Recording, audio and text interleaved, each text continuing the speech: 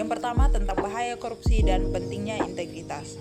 Korupsi merupakan masalah serius yang mengancam kesejahteraan dan kemajuan suatu bangsa. Integritas adalah kunci untuk melawan korupsi dan membangun masyarakat yang adil dan sejahtera. Yang selanjutnya tentang definisi dan dampak korupsi.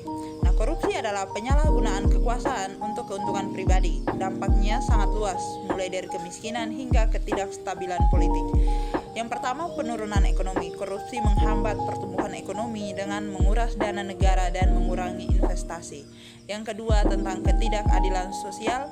Korupsi menciptakan kesenjangan sosial dan memarginalkan kelompok masyarakat yang rentan.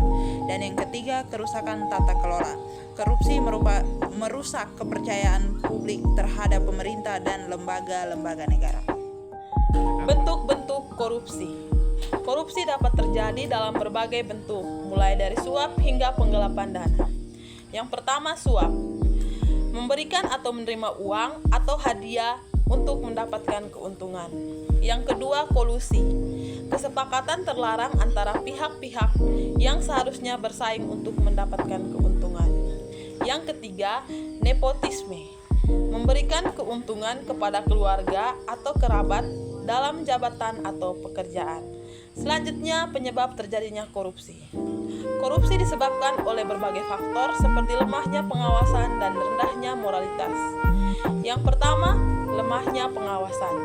Sistem pengawas yang lemah memungkinkan korupsi untuk berkembang. Yang kedua, rendahnya moralitas. Kurangnya nilai-nilai etika dan moralitas dapat mendorong individu untuk melakukan korupsi. Yang ketiga, budaya impunitas. Kurangnya hukuman bagi pelaku korupsi mendorong orang untuk melakukan korupsi. Selanjutnya, kerugian korupsi bagi masyarakat. Korupsi merugikan seluruh masyarakat, termasuk ekonomi, sosial, dan politik. Yang pertama, kemiskinan. Korupsi menghambat pembangunan dan mengurangi kesempatan kerja. Yang kedua, ketidakstabilan politik, di mana korupsi dapat memicu konflik dan ketidakpercayaan terhadap pemerintah. Yang ketiga, kerusakan lingkungan, di mana korupsi dapat menyebabkan eksploitasi sumber daya alam dan kerusakan lingkungan. Selanjutnya, pentingnya membangun integritas. Integritas adalah kunci untuk memberantas korupsi dan membangun masyarakat yang adil dan sejahtera. Di mana yang pertama, menghindari konflik kepentingan, di mana integritas mendorong individu untuk bersikap adil dan menghindari tindakan yang merugikan orang lain. Yang kedua, meningkatkan kepercayaan. Integritas membangun kepercayaan antara individu dan lembaga. Yang ketiga, mendorong akuntabilitas, di mana integritas mendorong individu untuk bertanggung jawab atas tindakannya. Dan yang keempat, memperkuat demokrasi, di mana integritas adalah fondasi dari demokrasi yang kuat dan berkelanjutan. Baik, yang berikut langkah membangun integritas.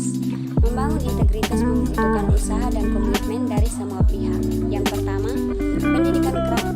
Pendidikan karakter sejak dini penting untuk menanamkan nilai-nilai integritas. Yang kedua, peningkatan transparansi.